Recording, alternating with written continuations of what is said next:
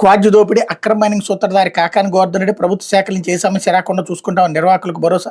అదేంటని ప్రశ్నించిన వారికి కాకాని బెదిరింపులు, అభ్యంతరం తెలిపిన గిరిజనుల కులం పేరుతో దూషణ, రిమాండ్ రిపోర్ట్లు వెల్లడించిన పోలీసులు అన్నట్టు వార్తని హైలైట్ చేశారు. అట్లాగే మాజీ మంత్రి కాకానికి 14 రోజులు రిమాండ్ అన్నట్టు వార్తను కూడా హైలైట్ చేశారు. ఇకపోతే సాక్షి వచ్చేటప్పటికి బాబు సర్కారు బూటు దెబ్బ అంటూ తెనాలి పట్టణంలో 3 దళిత మైనార్టీ యువకులపైన 3rd డిగ్రీ, నడి రోడ్డుపై పట్టపగలే ప్రజల కళ్ళెదిటి అరికాళ్లపై లాఠీలతో స్వైరవిహారం, ఒక సీఐ బూటికాలితో తొక్కిపెట్టగా మరో సీఐ దాష్టికం ఆలస్యంగా వెలుగులోకి, సోషల్ మీడియాలో వీడియో వైరల్, బరి తెగింపుతో సీఎం చంద్రబాబు బాటలోనే రాష్ట్ర పోలీసులు, రెడ్ బుక్ రాజ్యాంగం అమల్లో హద్దుమీరుతున్న వైనం, పోలీసుల తీరు ముమ్మాటికి మానవ హక్కుల వల్లగానే చంద్రబాబుకి సీఎంగా కొనసాగే అర్హత ఏమాత్రమూ లేదు, రాష్ట్రంలో రాక్షస రాజ్యం నడుస్తోందని దళిత సంఘాల తీవ్ర ఆగ్రహం అంటూ, అంబేద్కర్ మహనీయుడు రాసిన రాజ్యాంగానికి కాలరాసి రెడ్ బుక్ రాజ్యాంగం రాక్షసత్వాన్ని ఆచరణలో చూపిస్తూ పట్టపగలే ఆటవిక పాలనకు అర్థమైన ప్రతిరూపంలో కూటమి ఏడాది దాష్టిక పాలనలో దమనకాండకు అద్దం పడుతూ దళిత మైనార్టీ బడుగు యువకులపై పోలీసు లాంటి కర్కశత్వం చూపించి ఒక సీఐ కొడుతుంటే ఇంకో సీఐ కాళ్ళతో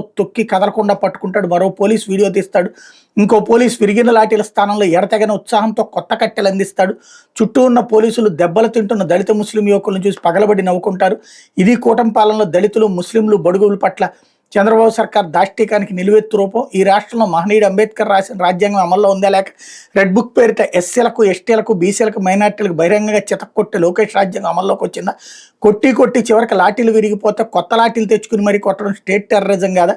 ఇది హృదయం లేని పాలన కాదా? దళితులు, ముస్లింలు, బడుగులకు బహిరంగంగా లాఠీలతో చావు మోదడమే విజయమని మీరు భావిస్తుంటే చంద్రబాబు, మీరు ఈ గద్దెకి అర్హులు కాదు, మీది పాలన కాదు పీడన.